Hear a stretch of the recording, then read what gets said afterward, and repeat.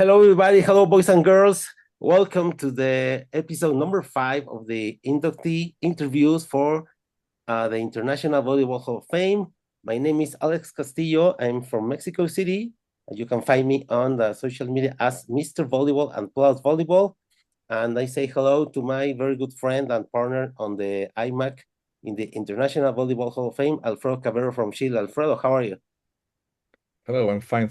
Thanks. Thanks for inviting me again for this fantastic session. Oh no, I'm very, very glad. And well, we are thrilled because today we have a very, very good guest, a very, very nice person. I have the pleasure to meet her last October in the ceremony in Holyoke. The European champion, world champion, Olympic champion, and a lot of more things. Laura Ludwig, live from Hamburg, Germany. How are you, Laura? It's a pleasure to have you here. Hello, thanks for having me. It's a pleasure to be with you, and I feel very honored of the interest in my person. I'm so far away from you guys, and I just want to add a very important thing. I'm a mother now from two. That's a very important success as well. So thanks for having me, and I can't wait to talk to you. Two kids, right? Yes, two sons. The big one is 7, and the little one is 3. A full-time work, a full-time job. Yeah, it is a full-time job. You probably have to live it, then you can understand it. Otherwise, you won't understand what motherhood and fatherhood brings to the world. Amazing. Well, congratulations for that great family you have formed. Thank you. Well, Laura, welcome again to the show. We're premiering on Saturday, 21st of February, on YouTube channel. And Alfredo, good morning in Santiago, Chile. Hello, Laura. Hello, Alex. It's always a pleasure to be with you talking about volleyball, and especially with Laura, because for me it's a double satisfaction or joy. For me, as a ex-volleyball player, as the creator and editor of Amor por el Voleibol, Liebe für Volleyball, so heißt mein Channel. And also because I lived as a child in Germany, in Deutschland. And for me, it's a very special thing to interview my first German volleyball player. I have more than 200 interviews, but never I interviewed a volleyball player From Germany. Germany. Yes. So we should speak in German, I guess. So nobody understands. If we speak in German, Alex would understand nothing. Not only me, but all the fans around the world. Yes. Okay. Yes. Well, do you remember, Alfredo? We interviewed Jürgen Wagner, the coach of Laura, 3 months ago. I think, like something like that. Yeah. Amazing guy, amazing character in volleyball history. We'll talk a little about Jürgen later. Well, Laura, good morning there in Germany. You are right now in Hamburg, but you was born in East Berlin. Yes, I'm right now in Hamburg. It's midday afternoon, 1 o'clock. And I was born in Berlin, but I I left Berlin with 17 years old to go to the west of Germany in Leverkusen. So I finished school there and played first division volleyball. And that's why I switched first time the city because of my sport, the sport I love. But you first played indoor or you always played beach? No, I started with indoor volleyball with 8 years old. I did some other sports before, but I was never really actually like, judo catched me, I have to say. I really liked the sport as well. But it was too far away from home. That's why my mom said, like, let's have a look at volleyball because that's very close to us. That's my little son is coming now. We want to say hello. Hello. One of two. Yes, yeah, we were sick last week, so that's why we are all at home. And he wanted to say hello, but now he's going away. So I started, yeah, and my mom said, yeah, let's try volleyball. That's close from home. That's just 10 minutes away, and you can walk there for practice. And so I started going there, and I loved it from the beginning on, from the first moment.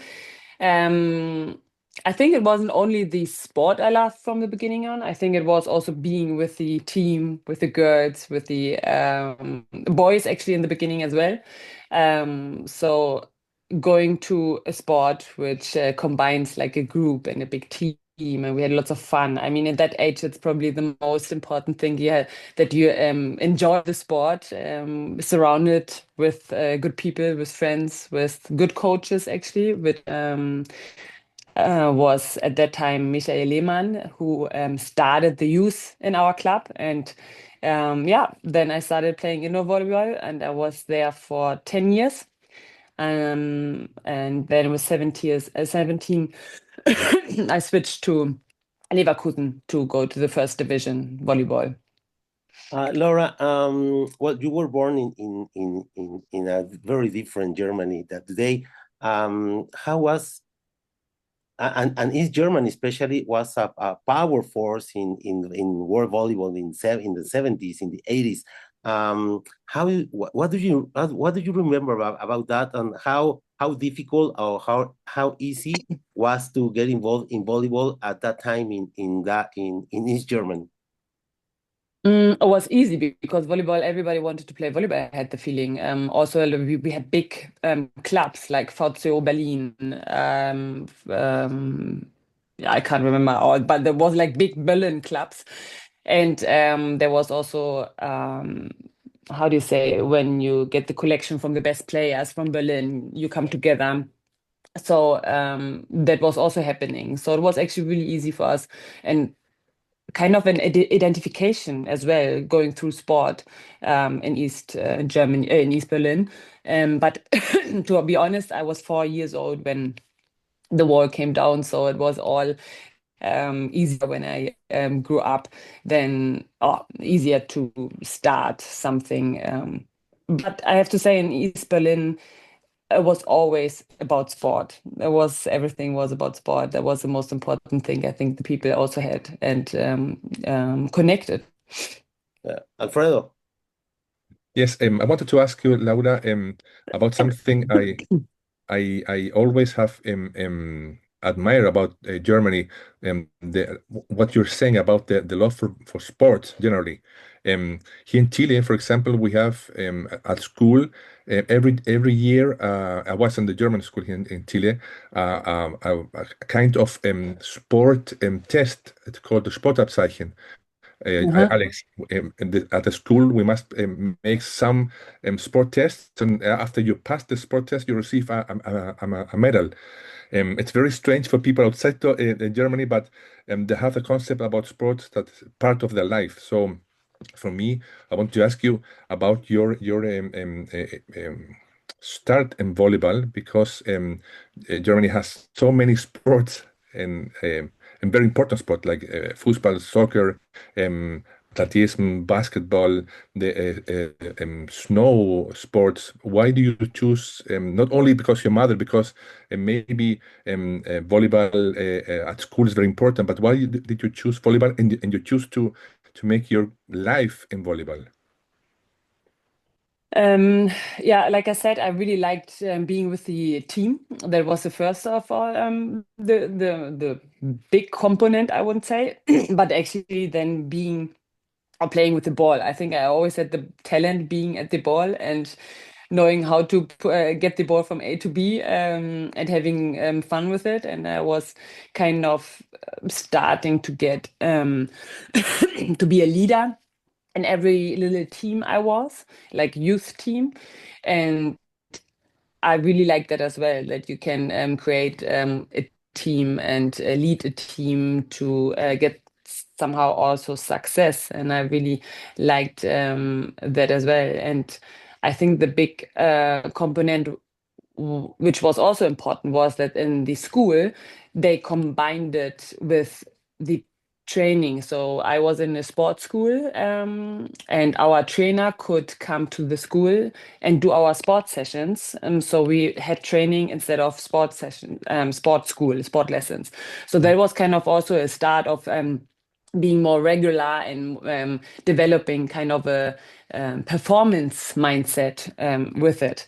And so this support from school, parents, the team, the club. I think that's in Germany as well, always really big, that the club side is really important, that parents come and help, that people around the club come and help and support with all sorts of things. Like when you have a championship to do in your hall, then everybody comes and is cooking, baking, or doing stuff for the surrounding. And then we play and we win, and then of course we love it, so we keep going.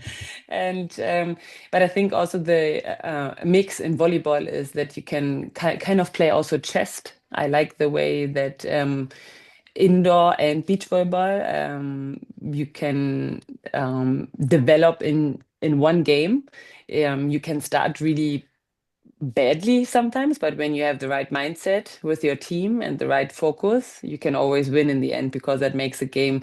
You always have you go point by point, step by step, and you can learn out of this so much. Right. Laura, you have talked with us about a little of your involvement in sport, but can you be more specific about how were you introduced or to beach volleyball?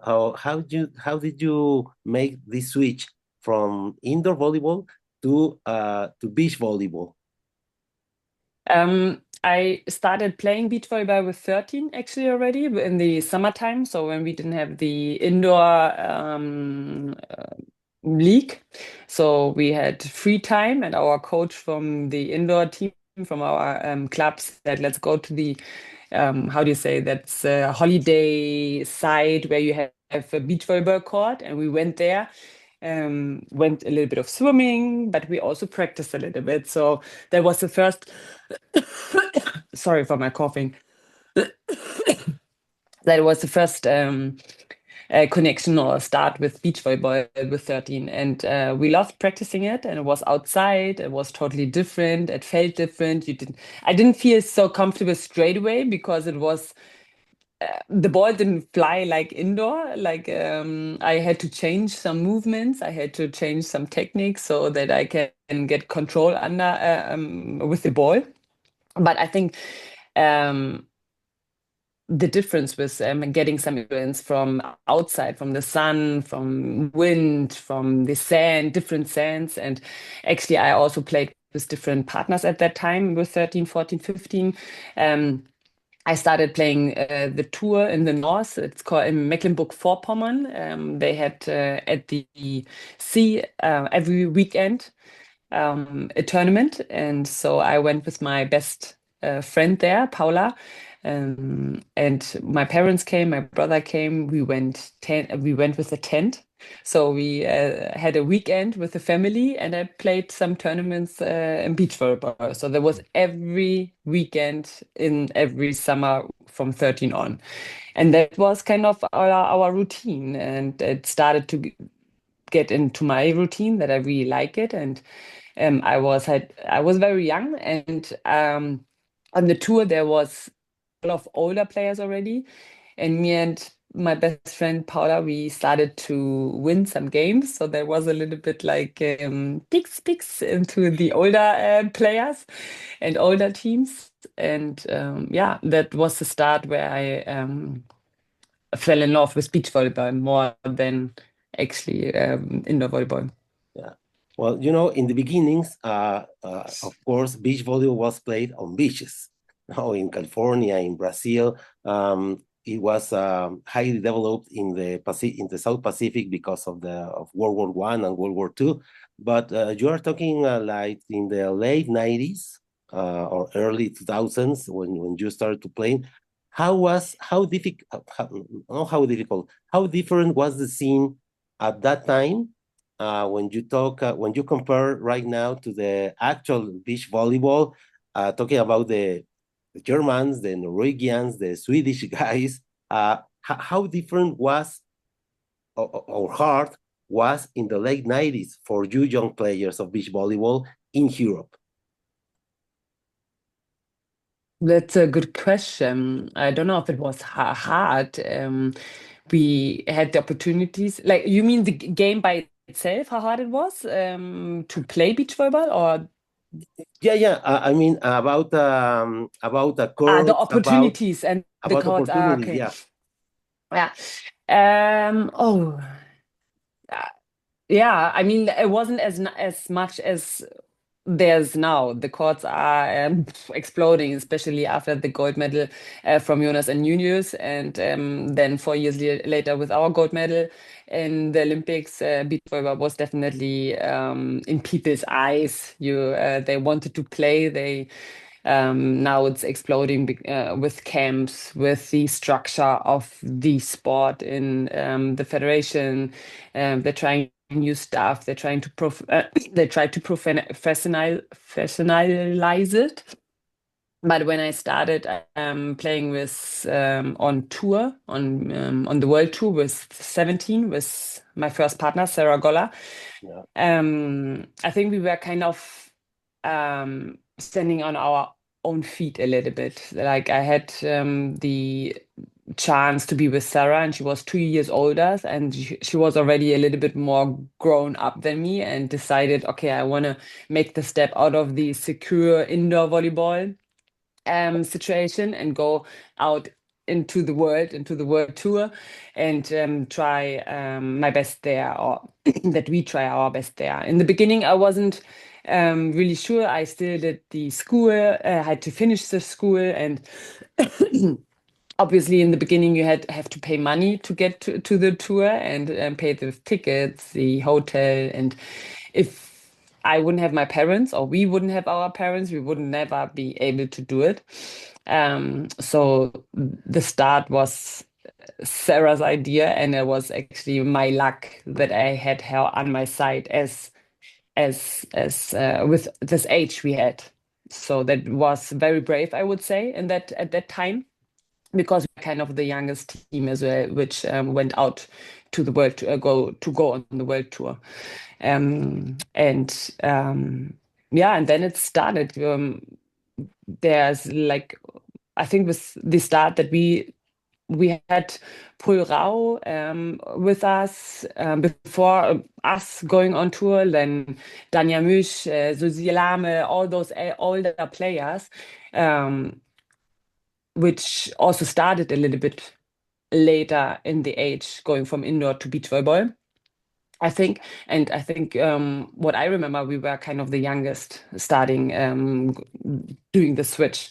And I think that was very important to do the switch so early, to really recognize what you have to change in that sport, like how much more responsibility do you have on your own, how much you have to go think and be kind of your own boss as well. You have to make decisions which coach you need, which athletic coach you need, we traveled alone on the world tour, and we decided to have a physio actually with us as well, because we can't do this alone. And so that was a time where it started, or where we understood that there needs more professionality from our side. So I think that was from the growing process from us, from getting older and understanding the sport. That was perfect that we started that young. Okay, Alfredo. I want to ask you, Laura, about do you have some special championship or special medal that you remember the most? And maybe you would say to me that the Olympic was the peak of your career, but sometimes when you start, or when you're, for example, have some injuries and you play well and you win, do you have some of these championships you remember the most? Yeah. How much time do we have? Yeah, I remember a lot of medals which doesn't have they don't have to do with highlights, but they have like at itself. But for example, the first European Championship was 2008 with Sarah Golla in Hamburg, in our chosen hometown. We choose to live here in Hamburg and practice here and practice our sport we love. And so we won here in our hometown first time the European Championship. It was very young year. I think that was our second European championship together as well in the senior side. So there was a very big success and we couldn't believe it. And then the other medal I remember the most is actually with Sarah, for example. I was on the World Tour 9 times, I think, in the final, winning the silver medal, and we never won gold together. And that was heartbreaking for us. And there was always something missing in the final. And when I came together with Kira, then I won, I think, in the 2013, was it 2013? In the end of 2013, we won the first gold in Shanghai in China. And that was definitely, I was just after the last point, I was just looking up and was like, oh my God, finally the gold medal is here. So I couldn't believe that we had the gold medal in our hands. And that was definitely a special moment, going through that breaking point, not being good enough for the final, actually. That was always kind of my heartbreak, that I was not enough for making actually being a winner. So that was really cool that that was possible. And then I think those were definitely the most and I have to say the world champs with 2017, winning the world champs with Kira after winning the Olympics was definitely special as well. That after the Rio, we were sitting together and we were like, okay, what's coming next? And I actually had in my head that I want to stop for 1 year and have a baby already. But then I was like, there we were both like looking into each other's eyes and we're like, oh, next year there's a world champs and we don't have this title yet. We should try another year. And going through this year with actually my shoulder surgery, and Kira also had body problems. So the season 2017 wasn't perfect at all. But then winning the World Champs in 2017 in Vienna in an amazing event was definitely special as well. Yeah, you mentioned Vienna. That was an amazing event. I remember very well in the island in the middle of the river. I think in November. I interviewed DJ Starry, amazing DJ from Vienna, and he explained me a lot about the impact of that championship in Vienna. I remember it very, very well. Yes, I mean, I think every day there were like 25 to 30,000 people on that venue. I mean, in the stadium there were probably only, I don't know, 7,000. I can't remember, but full packed there. I mean, there was a long line that they wanted to come and get into the stadium, and the whole venue was just a spectator for spectators, like an entertainment program the whole time. So that was very special. I mean, the Austrians, they know how to do tournaments, I guess. Yeah, and it was and it was close to home to Germany and to Berlin. And it was more easy for your family to attend or your friends. Yes, family was there, whole family. They were also on a camping place again. Like my parents love being in a camping site. And also, the whole big family was there. Friends were there, so that was very special to celebrate with them together. Laura, you mentioned. I hope you can cut out my coughing. That's disturbing like hell. I'm sorry. Don't worry, Laura. You mentioned a couple of your partners. I want to mention, of course, Sarah Goller, Jana Kohler. Here I have Julia Sud, Margareta Kosuch, Leonie Korsinger. But more special, of course, I think you spent a lot of time playing with Kira Walkenhorst. You were European, World, and Olympic champion with Kira Walkenhorst. What aspects do you think were the key ingredients for the success of your partnership with Kira Walkenhorst, especially? Oh, there's lots of aspects because we were I think the most big or the important aspect was that we were committing to performance. And that was although we were or we are very different in our characters. Like we have 5 years different of age. A bit, when we came together, we had different perspectives. I was already on the world tour for several years, and for Kira, it was new to get to the world tour as regular as we started in 2013. And then also the fact that we had a new team with us, so a new team for both of us with Jürgen. At that time, it was also Hans Vogt. We had Heike Klaassen as an assist coach, and like a lot of other team members. The staff was big in the end, was big for a beach volleyball team, I would say, and lots of people who helped us. And I think having like the commitment to, I mean, it's easy to say giving 100%, but what the 100% means, that was a big commitment. I think that we went through all the details, which we like, how do you say, construction sites, and all the construction sites need a little bit of work on. And we definitely committed to all of those things. Like we talked about changing techniques, getting better athletics, doing a better job in nutrition and sleep. In the mental side, we worked together the first time, like really regular with a sport psychologist until the end, until last year, I worked with her together with Annette, which helped me also a lot understanding me, myself, how I want to be on the court. And I think that was a big point that we both wanted to understand how we can play our best at the court, and also how can we support each other. I mean, I think that is sometimes also like communication wise, like we had different communication sides, and bringing this on one language in a team, that was a very important step. Like, and I think it was a process from 4 years, so that we can really understand each other blind on the court in 2016.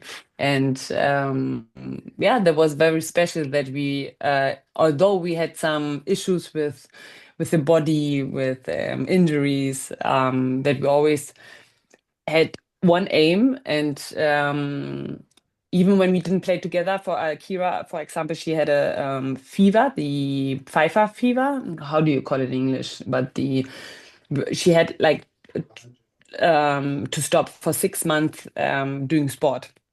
So she couldn't train. She wasn't allowed really to go on steps, like taking stairs. She was really going down with her immune system, human system, yeah. And so that's why I had to play with Jule Sude. But that we worked at that time still on our little things, on our details we had to work on, and focus totally on ourselves. And when we came back together, there was still the commitment how we want to play as a team. And I think that was, and always trusted each other, that we work on our shit.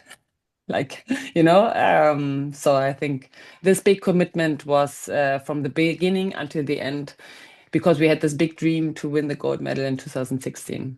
Amazing story, Laura. Alfredo. Shortly, Sude is the daughter of Burkhard Sude, or Yes. nothing to do? Yeah, you're right. Yeah, I'm not sold. I wanted to ask you about a other thing. You're top player, a top sport, and you're a mother. I remember to interview Carol Solberg from Brazil. She also is a mother, and she plays at the highest level until today. Yes. Her mother was also a fantastic player, mother, and still Yes. playing. I want to ask you because, for example, I also interviewed Peruvian players from the 80s, and most of them postponed the motherhood after they retired. But in your case, you're still playing. How is it for you to be mother, high top, best in the world volleyball player? How is it with your teamwork, with your husband? How is it in your life and daily life to Mhm. be a mother and high top volleyball player? Yeah, first of all, I have to say that's really cool that I had kind of idols in that case, like Carrie, Carol, other mothers who actually were so brave and did it while they were playing and kept playing. I am not sure if I would have done it and be so brave if I wouldn't have seen another mother doing it and going on tour. So that's why, yeah, I did it, and that was amazing. Actually, I have to say, it is definitely more work, but and being more precise in timing and efficient in what you do. But I think that is with the time you are mother and you playing, you find that out as well. And because I learned before so much about myself and were really honest about myself and what I need. So that's why I also knew what I need when I am a mom and also a player. But I didn't know everything. Like the beginning of being a mom and going back to training was hard. I was crying a lot because I was so I couldn't imagine like the first 2 weeks, for example, with my little baby. I didn't even have time to brush my teeth, I had the feeling, or go showering. And then I was like, how can I practice 2 times a day?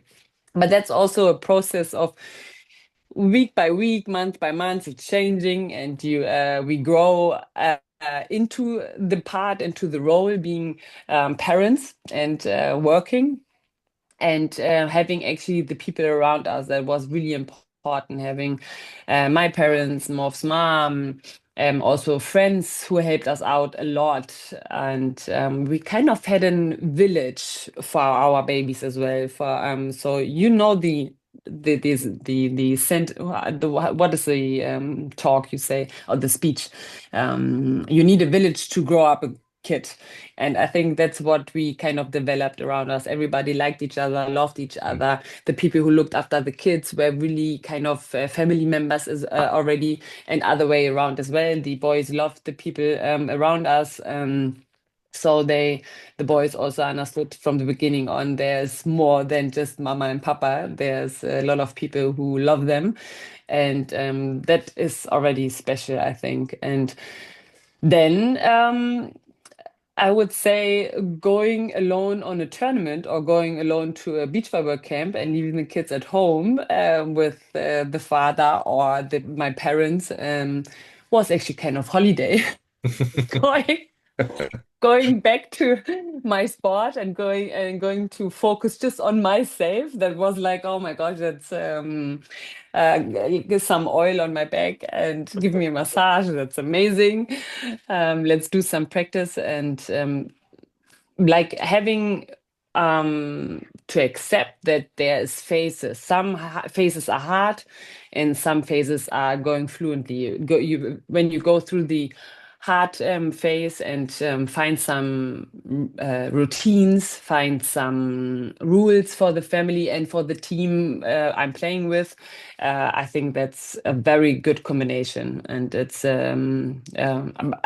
but probably not just in our sport and work and family together. I think it's in every business and family. So if you have an exception that it is like this and find rules and understanding from everybody, then you can get also the success into it. Good.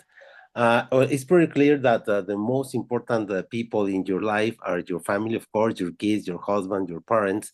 But talking about volleyball, which people would you say are the most important for you, like role models or influences during your career in beach volleyball? I think the more obvious could be Kira Valkenhorst or Jürgen Wagner, but can you tell me about this list of people who were so influential for you in your career? Yeah, that's also a lot because every phase had a special team or a special person which made me better. Like when I, for example, look in also my indoor career when I was 2 years in Leverkusen, the coach there, Gudi Krause, was she played also actually in the Olympics in 2007 in Sydney. She was coaching the indoor team I played for. So there I got a lot of aspects which helped me through my career, or I make me also a better player. Then the next phase was Olaf Kortmann, who brought me to beach volleyball, who is kind of still my mentor. I always can call him and ask him questions, or will always get some advices. Then the next phase with Sarah until London was with Craig Susu, the New Zealand coach, the Kiwi guy, which brought a lot of understanding how to be professional, how to also see the world a little bit more kind of a, if I would say a father role, he would be probably angry because he's not thinking that he's that old, but he's probably kind of also a big advice person, or gave me a lot of advices as well. And then the next phase was Kira. I had Jürgen and Hans. They did a big job of for me to understand or like to question a lot, like not do thing in my comfort zone out of institution. I did a lot of out of because it felt good that I did it, and it worked kind of with kind of a talent on the ball, being a talent on the court. But to understand how to be a better teammate, how to focus better. That was a big part because I was always a little bit like right and left and have a chat here, have a talk there, and I love being with the people. But actually being really in the focus of the court for 2 hours practice, for example, or to understand that in the athletic part that when I'm doing it very conscious, but the athletic part, the gym part, which I didn't like in the beginning because it was exhausting. But then I started to love it because when I did it conscious, it actually changes also. I'm getting faster and I can jump higher. Ooh, what a surprise, Laura. But that had to make click in my head, you know? And I think they got into me Jürgen and Hans, they were really putting it into me that I have to do every time, every single thing, not just doing it, really doing it conscious and really being in the details and being focused on that, what you're doing. But otherwise, you don't improve, you don't develop. And there was a big change in my mindset. And also, Jürgen was a big part that I understood how to be calm and not so hectic. I'm a very emotional person, and then sometimes there's a little bit hectic and panic coming up, and how to reflect a little bit better, how to regulate my emotions, how to regulate problems, because problems are always getting solved when you have a clear head. And I had to understand that as well. So, yeah, he was definitely bringing out a little bit more the adult in me. And then the next phase also with Margareta Kosoch and Luisa Lippmann. I had as a coach my husband, and we didn't want to have that situation that we actually have to work together as well. But I'm so happy to have the opportunity to work also with Morph together, because I learned another way, or not another way, but I learned from a different side beach volleyball again, or to understand myself and to understand also the leadership role on the court. So there were a lot of parts where I learned from Morph as well. And that's a good thing that he's not listening right now. Otherwise, it's too much honey around his mouth. He shouldn't hear that so often. But no, that was actually, I love the part as well. And so in every phase, there were persons which helped me a lot to understand me and my team better. And what you're saying is very interesting because beach volleyball is obviously a team sport, not only for the two people playing on the sand, because of all the people who surrounds the success and the development of that two people on the sand, right? Yes, definitely. I think sometimes when I see a big team with, like for example, indoor team or like a hockey team or football team, I'm like, oh my gosh, how do you get all those persons on one page every time, every single game, and like being really motivated in the whole team? Because like with a team of two, there's already so much going on, so much dynamic, and but then I realized also that we have to do it together. We can't change or we can't hide behind somebody else. I think that is the art in our sport, that we really have to find a way and be honest with each other, and get really to the weakness as well, from each other, and talk about the weaknesses and about the fear, so that there's no interpretation, there's no other wing of, there's no the, yeah, there's no room for too much feeling sometimes, because you have to follow a little bit the focus of the thing you do, the practice every day, and the getting better, the developing part. So yeah, I think that is really special in a beach volleyball team.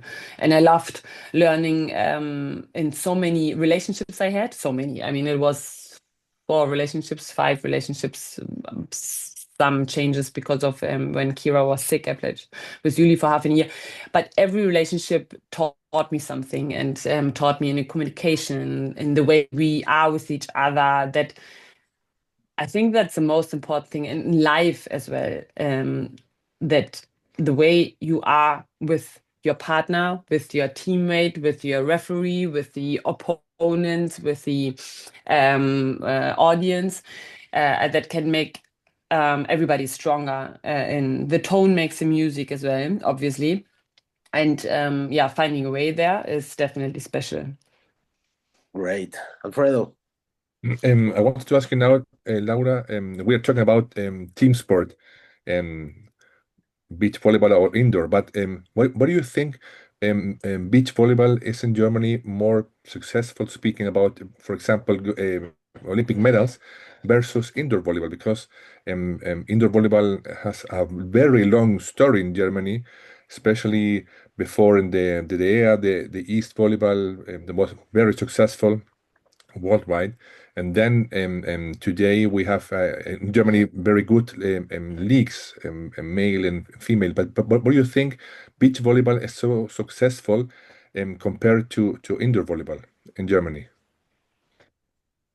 I think like we had a phase where we understood where to improve, where to put the development in. Like, for example, I always remember how Jung and Hans, they were talking always about, like, we can't follow always the philosophy from Americans and Brazilians, because they have it in their blood. They were from the beginning on, they were playing beach volleyball, and it was from the that is their sport, and doing it the way they do it is probably doesn't fit in our culture, in our blood is just Mhm. floating differently.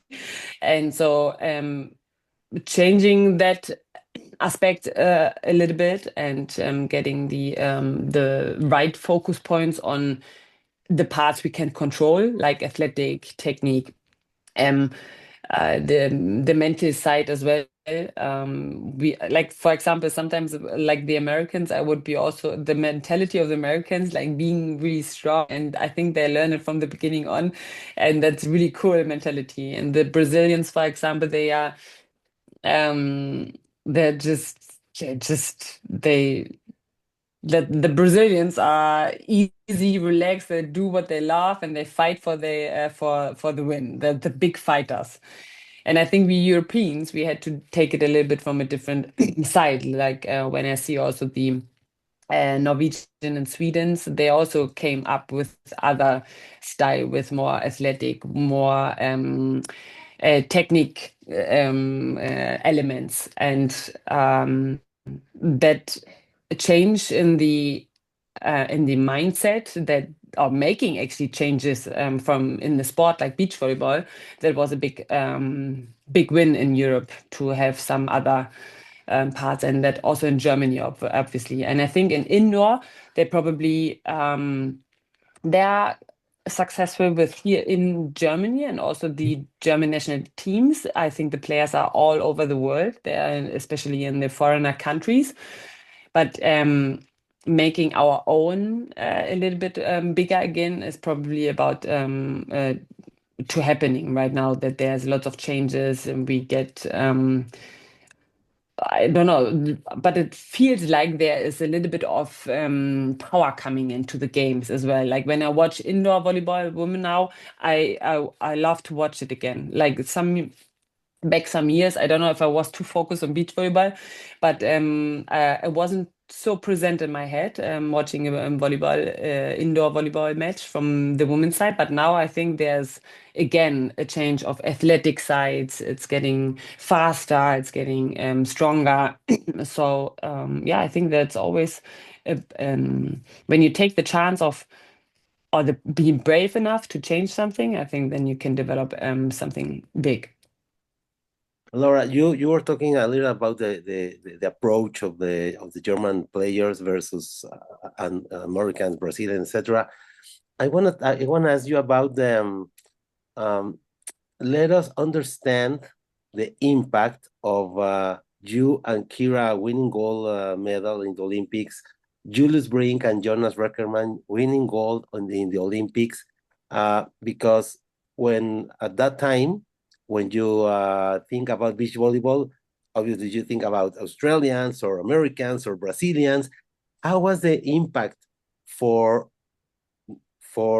German volleyball, for German sport, and for the country to have a couple of men and women Olympic beach volleyball champions? I mean, I can't even imagine if in Mexico we were talking about we are world champions of beach volleyball, and we have a lot of beaches. What was the impact and the reception of that in Germany? The impact was huge. I mean, everybody knew us. That was crazy.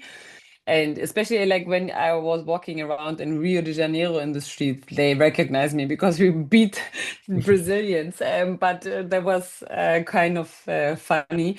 But I think the impact was huge. You could see that daily, weekly, monthly, the camps of amateur sport was growing so fast and so much, and still now everybody have the feeling everybody wants to play beach volleyball, and the courts are growing out of the I mean, they could grow more out of the ground, but there's beach volleyball indoor facilities developing, and yeah, I think that was huge for our sport. Definitely. And talking especially about the Rio Olympics gold medal match, how was the feeling to beat a Brazilian team, Agatha and Barbara, in Rio in that spectacular venue? How was your personal thoughts about that and the impact in the German sport? That was crazy. That was definitely crazy feeling. Semi-final and final against the Brazilians in Brazil. We also had like our psychologist coach. He said like, let's go to the stadium before the games and feel and hear and listen to the crowd, so that you don't get surprised when you play and maybe win. So it could get a little bit louder than you expect or than you usually have on the court, and that was definitely a big surprise. But I mean, Agatha and Barbara, for example, they did an amazing 2 years before. They won a lot of tournaments. They won the world championship before, I think, and in 2015. So there was they did some great beach volleyball, and also the semi-final winning against Kerry and April. That was a big win already for them. That was kind of their final for them already, and maybe they were kind of tired of the expectations of their self and the expectations of the fans. So that we had it hopefully a little bit easier in the final. That's why as well. But I think everything came together for me and Kira as well. Like we are so focused that everything worked, and that was crazy. Although I have to say, the whole tournament in Rio, I was kind of more relaxed than the other Olympics. Like I had more my grip together in my head, being not that nervous. But the warm up before the final, I was terrified. I was shaking, and when you warm up, you are hitting some balls. I was hitting into the net with no block and no defense, and I was pissing my pants, and because the gold is so close, and Jürgen was just taking me from the court and said like, "What the fuck is going on?" I'm like, I can't breathe. I can't breathe. And he was just like, take a breath, go back to your routines, and go on the court and do the thing you can do the best. Okay. So that was like going into the stadium. My mindset came a little bit back, but I have to say, Kira was in that game also my rock. She was before the games before. She was always a kind of more nervous one when we went into the games, but in the final, she wanted that gold. I can tell you, she wanted that gold. So she was definitely holding my nervous mentality a little bit back. So was kind of the start of the final against Agata Barbara, and yeah, but it came everything together, and that's why I think Kira and me, we worked together and we understood each other blind because of the 4 years together. We really worked hard on our communication, how to be fine with weaknesses and stuff like this. Yeah. And one thing some people often miss is that obviously they remember very well your gold medal match, but not a lot of people know that you played in 5 Olympics. Yes, I did. That's crazy. That's like 20 years. Yeah, and the qualification process, it's very, very, very Yeah. huge. Yeah. Yeah. Yeah, that's special. It's definitely special. Also, like having the chance after 2016 playing as a mom in Tokyo was I couldn't have my family there, obviously, in Tokyo, but it was definitely special knowing that he was at home and watching the games, or in Paris, both boys were there with my husband. So the whole family was there, and that like seeing that picture in my head, them in the stadium and being fired up because of the Olympics, Yeah. and because of playing me there, still losing, but they were still fired up that it's happening. So it was really cool that our sons could see what we were thriving for, what our passion was for, and why we love the sport so much, and why the Olympics are so special. Yeah. And in that venue, especially in that venue in Paris, It was really nice. Yeah. Yes. We had also the first game was against France, and we that was the moment, the time when we started playing. I think after the first set, the Eiffel Tower was starting to lightning, and that was really cool. We were just sitting there, and we were like losing, and I'm like, oh, that can't get worse. And then the Eiffel Tower was starting to lightning. I was like, oh, okay, let's go. Come on, we need to fire up here, like this tower. Right. But it didn't work. Thanks for sharing, Laura. Alfredo. Alex made these questions in our previous interviews to our guests, and he asked our interviews about the favorite food. You have traveled the world. Do you have some food? Please don't say Mexican food, but do you have some Why not? food you remember or like the Why not? most? Actually, I have to say, sometimes at home we do fajitas or quesadillas because we really like the food as well. Love But quesadillas. quesadillas, quesadillas, right? Yeah, Yeah, yeah. quesadilla. But I love the Brazilian food, I have to say. Oh, yeah. Like also the beans, farofa, the meat, filet mignon and picanha, all the meat on the barbecue. They just know how to do the meat, and that is amazing. But also the fruit in your countries, I would love to have as much fresh fruit like in the South Americans and yeah, what else? Sushi. I like sushi. I'm a fan of sushi as well.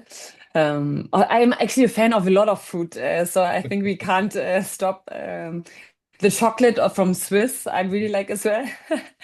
Then from Thailand, sticky rice with mango. What else? Do you want to know more? Or What now what I'm getting what hungry, I what have to about say. what about the Mexican salsa, the chili? Oh, sometimes a little bit too chilly, I have to say that. No, but the guacamole, like especially when they do it fresh on your table and you can do it by yourself and mix it by yourself, that's really cool. It's kind of an entertainment program in the restaurant as well. I really like. Like in Tlaxcala, that World Champs, I have to say that was very special as well. When I remember, I mean, we didn't play so many Mexican tournaments, so but having the world champs there and seeing how the people are crazy about beach volleyball, Yeah. amazing. Like And that was playing really playing special. in bull rings. Yes, that was really cool as well. Yeah, definitely really nice coulis. How do you say kulisse? Yeah, yes. Yeah. Yeah, so special. Thank you. Thanks for sharing, Laura. Laura, which team or which player were the most hard to play with, or which team or which player uh, push you to give you the best in the court? Ooh, that's a good question. Oh my gosh, that's so many years. There were like every season, I have the feeling there was probably a team which was hard to play.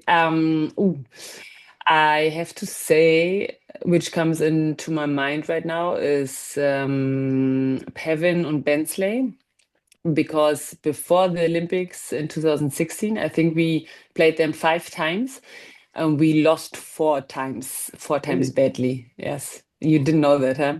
And No. then we played the quarterfinal against them and we won. So you can imagine how kind of not scared, but like being aware that they know how to play us. We need to change something, otherwise we don't win the quarterfinal in the Olympics and we don't get into our semifinals. So let's change some things up and grow some big balls, balls, so that we can get out there and win the game.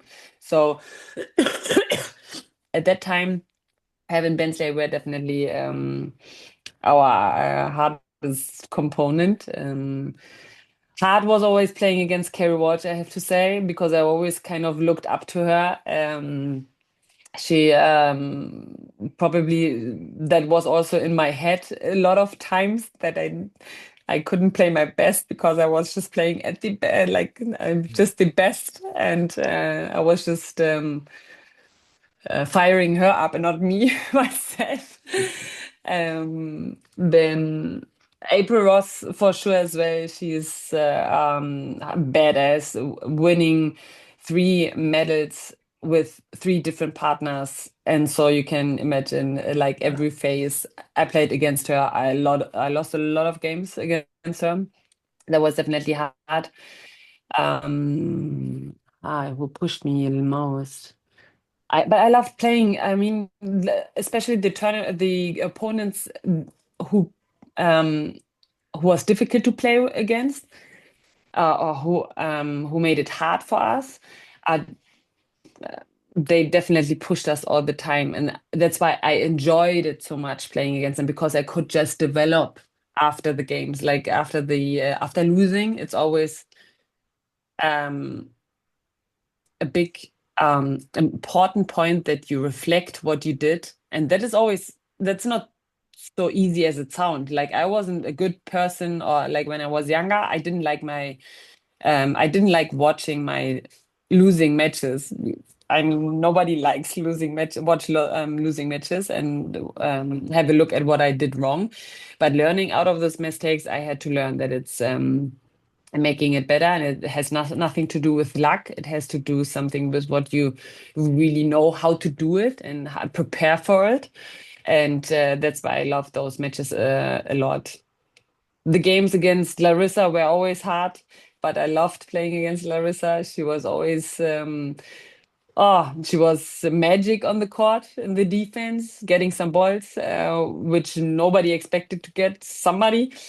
Or when I think back of the time with Sarah playing against the Chinese, the lefty, and Xu, and that Shen? was very tough playing against them. But they definitely got the best out of us. Or when I think back of playing against Bea Schelder, that was amazing time as well. When I played with Sarah, I played against them. We won one time, and you can't believe how much like joy brought us to our face. So yeah. Laura, I think Alfredo has to go. In Chile, we can spend a few more minutes with you. Yes, but sure. Alfredo, it's amazing to have you here again, as always. Thanks a lot, my friend. Thanks a lot. It was nice to meet Bye-bye. you. Genauso. Bye. Tschüss. Ciao, Alfredo. ciao. Well, just a few more minutes, Laura. Thanks again for being here in the inductee talks in behalf of the International Volleyball Hall of Fame. Laura, can you say you have any regrets on your career? No, I'm no regret at all. Like I think even when I think back, there was probably also phases or times where hard decisions were to make, or where it took a longer time to decide, like keep going on playing, or which player to choose, like those, or which trainer to choose. But all in all, I could learn from every single part, and made me better player, better person.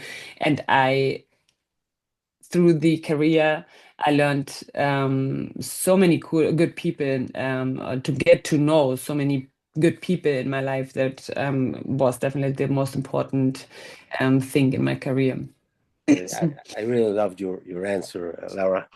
Yeah, thank you. Laura, what do you think are the biggest challenges right now for the sport, for beach volleyball? Beach volleyball has been evolved, especially a lot in the recent years. Which do you think are the biggest challenges for beach volleyball right now? I think the biggest challenge right now is to find actually a system of a tour which makes it kind of affordable for every stakeholder, or for everybody who is participating, for the promoters, for the countries, and with the cities, for the players. Like finding a tour or a system for the tour format which makes sense for everybody, and having still the money floating. I mean, that is always the hard part of a sport, I guess, to develop in the right direction. Right now, it looks a little bit like it's hard to find a system where everybody is agreeing on. I mean, I think what really cool was that you could watch every match, every tournament on stream, and that was, I think, a really cool developing part. But getting it into TV, getting it into a regular tournaments like Start, Vienna, or like in former times there was Daria Blanchi, where you had every year the same tournament, and you could rely on, there's the big tournaments, that's your high points, your, like, I think the time when we had Grand Slams and Opens, that you like your tour, but you had your highlights in your year. That was a really, really good cool time. And you could plan with the, like, also for players, I think for teams, the most important part is also the periodization, like when to peak, when to practice, and when to have a break, which is really important as well. Yeah. I would say that was the most important part for us Europeans, especially, that we had our winter where we could go a step back, have our holiday, and then find back into the shape and develop through the part where we had blocks where we practice a lot and not think about tournaments already and about points and stuff like this. So right now I think it's like I love the amount of tournaments, but I don't know if it's better to have it a little bit better planned again so that we can periodize a little bit better. I think then also the quality of the sport won't get helped a little bit. So the Yeah, players need a little bit of help, have regeneration. I mean, you see a lot of injuries in the last years, so I think that is a big part that could be better again. all right. Yeah, I got it.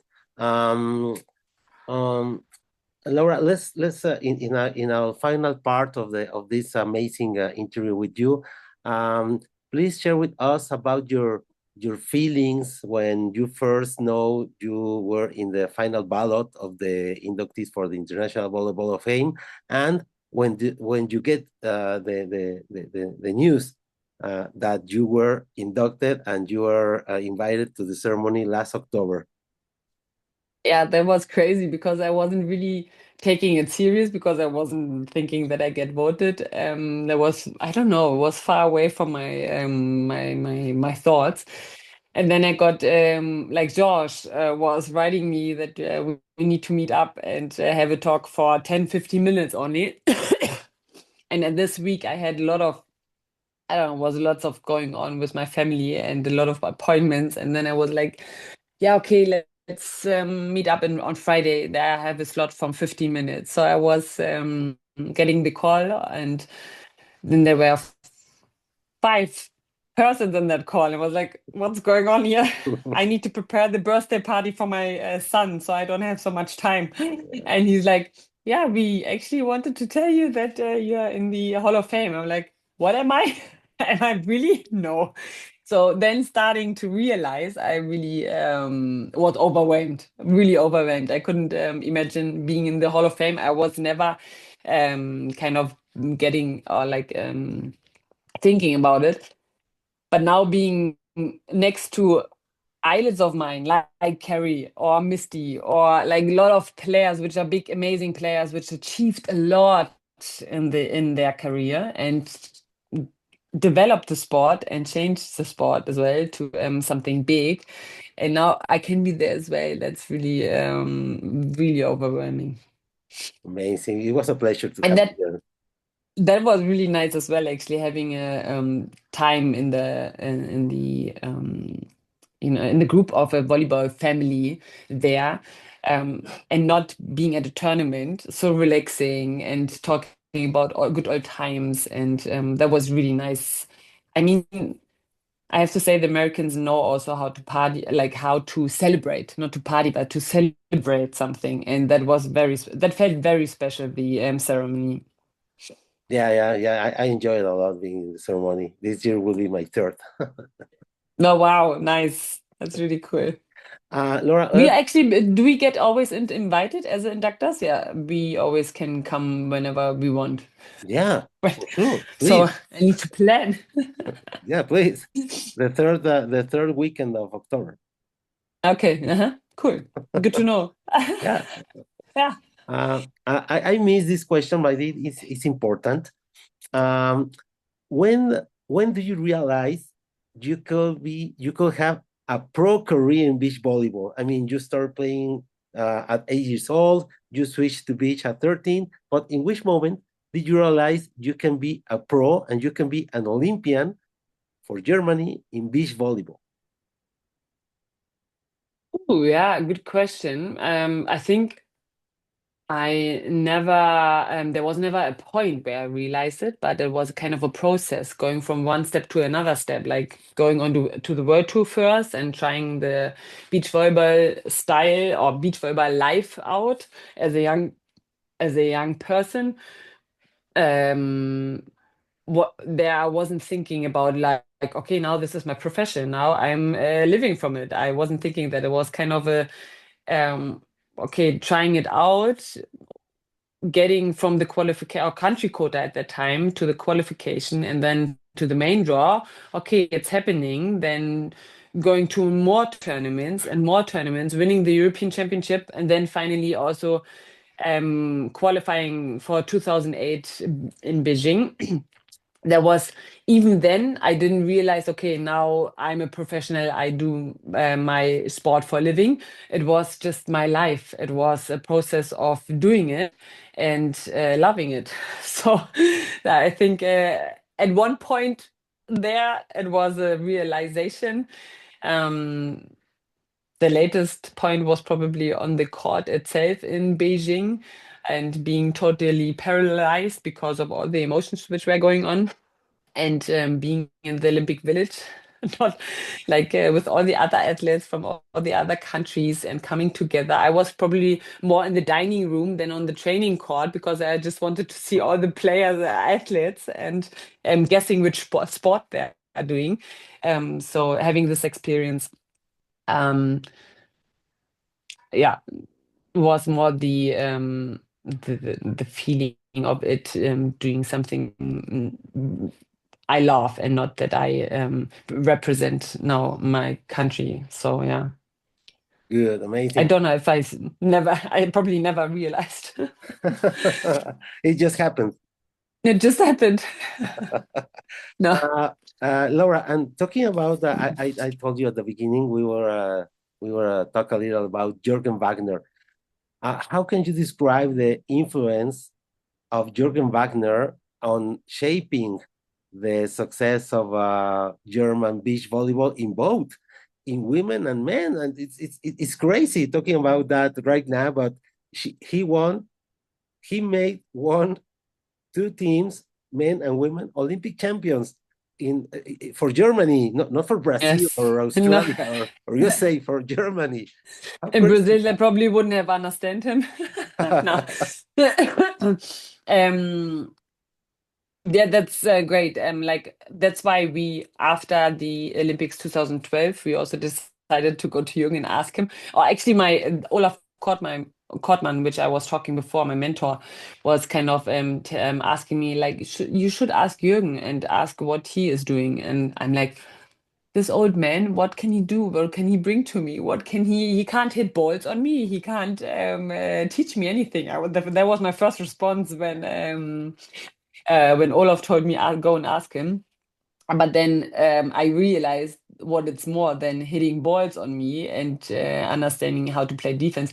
He was definitely the first talk, like Kira and me, we drove by car to his house, and then he was talking probably 2 hours about his philosophy, what he thinks we need to change, what are the construction sites he sees in our team, and that was well prepared and like really individualized on us as persons and already us as a team. So that was so interesting that after the talk, Kira and me, we just looked at each other and we were like, yeah, let's do that. Let's go. There's no doubt, no question that we learn a lot in that with him in that project. And yeah, I think probably a big plus is also that he won before the gold medal, and that because there was so much change we did and so much things we had to develop. And like when you start change in the beginning is sometimes frustration because it doesn't work straight away, or you go a step back.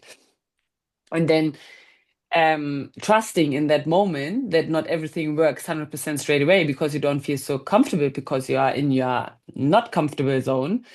Trusting in that process was definitely also that he won already gold with the boys. I guess that was a big plus as well. staying with that philosophy. But saying that now is like learning 4 years or 5 years from him was definitely a big win for my life. Amazing. Thanks for sharing that, Laura. We have a couple of more minutes. Yeah, sure.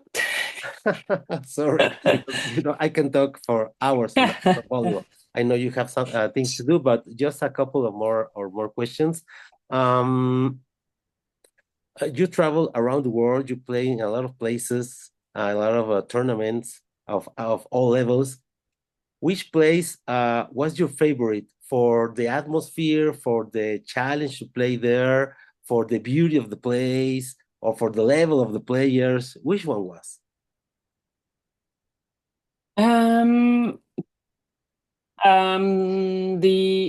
There's lots of tournaments, I have to say. Like when I think about like the scenery in Gstaad, for example, in All of players Switzerland. mention Gstaad. In Gstaad, yeah, because it's special. Like Yeah. I mean have you ever been there? Like in between, have you been in Gstaad? No? Not yet. It's like that. It's like because of the mountains, everything makes it so magic just in this little town.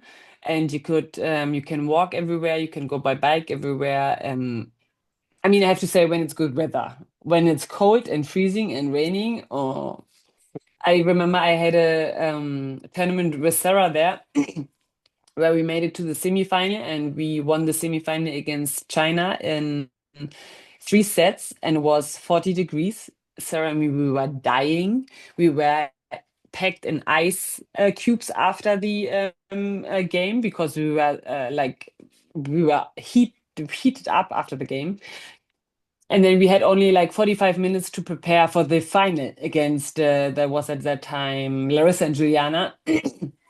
and at the final, we started playing, and it was probably something like 10 degrees, so 30 degrees less, and it was hailing. So we had to stop the game because it was hailing.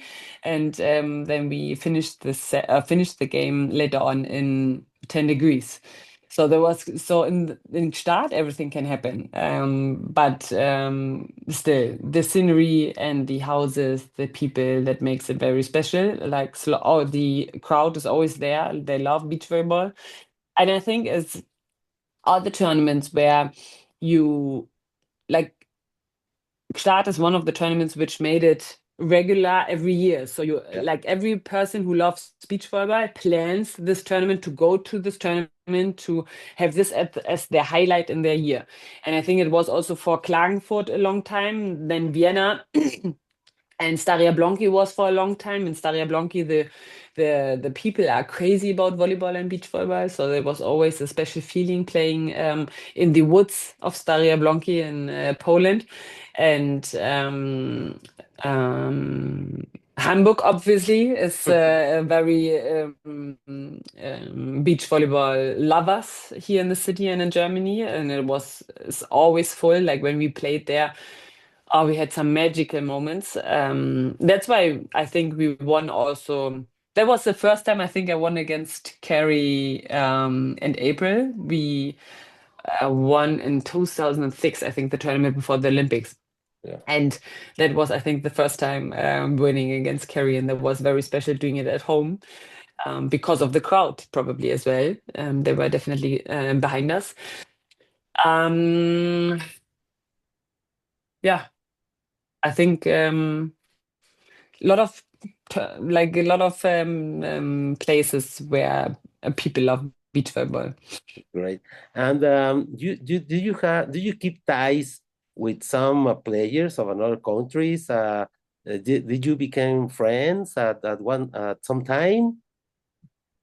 Yes, I mean, definitely. Like on tour, it was always nice to have kind of a group of people where you could meet, drink coffee, exchange experiences and stuff like this. And with some of them, I still have contact. Now, having a family, it's getting a little bit less, and being away from the tour, it's also getting less. But I still have contact, and I still love the exchange about the life and about beach volleyball. So, and I love still having contact also with Louise, being on tour, and through Louisa, I can be still on tour a little bit. That's really nice. I'm not that far away.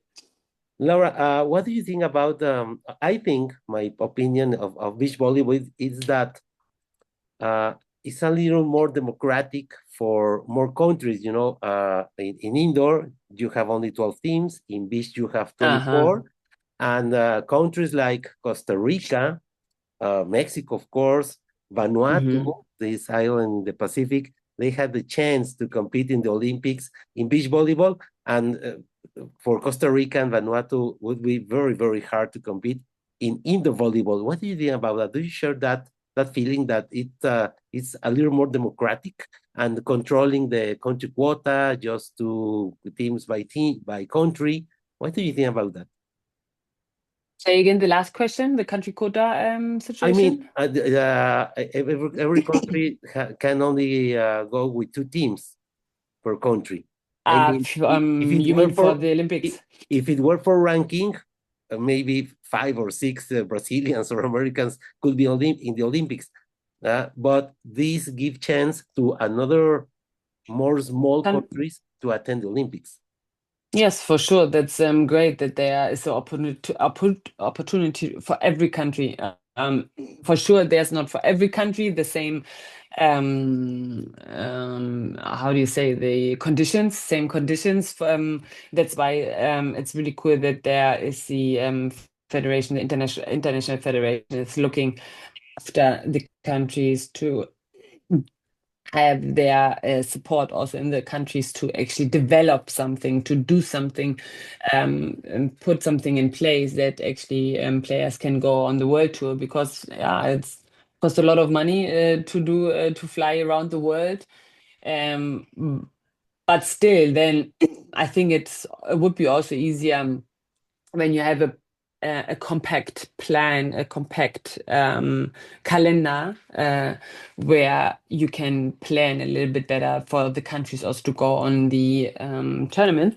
But nevertheless, I like also the idea that there should be as much countries participate on the Olympics or World Champs or big highlights, to have their chances to grow, to make those experiences. Out of those experiences, you can only grow, and that's why it's very important that they have the possibility to get there. Amazing. Well, we are almost at the end. Just one final question. It's a more personal question. Which kind of music of, I don't know if you had a special song that you loved for your introduction in the World Championships or the World Tour? I had some songs, but I have to say I can't remember all the songs, because I love when it's about like R&B and kind of hip hop music, and but then also when there's a song coming up from the radio, and I like the melody, but I never know the titles or the singer, the writer of the song. I'm really bad on those things, but